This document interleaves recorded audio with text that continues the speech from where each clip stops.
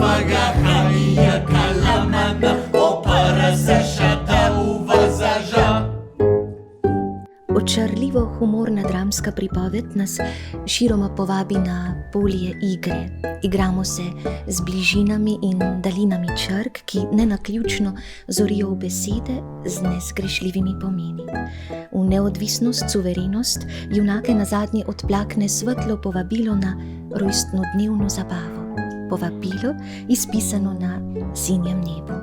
Pisma z roba gozda so delo uveljavljene hrvaške piske, teatrologinje Jasne Žmak. Veverica, Tiger, slon, jež, želva.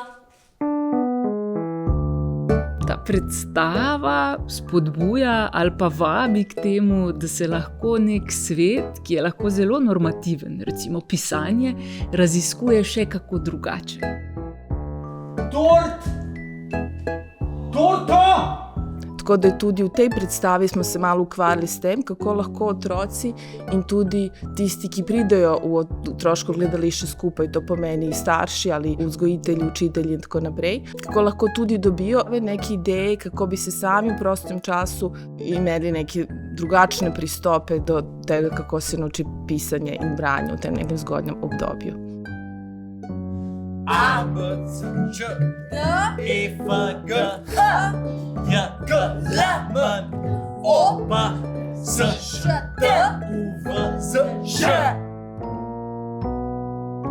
Ko smo se pogovarjali o tem, da bom jaz igrala veverico, sem se zelo nasmejala, ker ko sem bila majhna, je bil moj vzdevek veverica. Imenitno. Kaj je to takega, če ne znamo pisati črk? Čemu bi to rabili? Ja, ampak mi obožujemo pisma prejemati in pošiljati. Mi obožujemo pisma brat in vohljati. Toda za vsako pismo je potrebno ogromno črk. Ja. Vemo, kako črke zvenijo.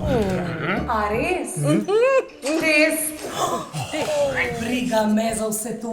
Meni je važno samo, da prodajam črke.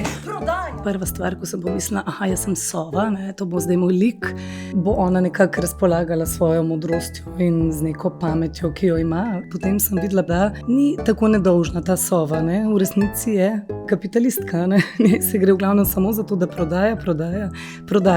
Pa dajmo sobo prepričati, pa dajmo ji pomagati, da bo morda prišla do nekega spoznanja.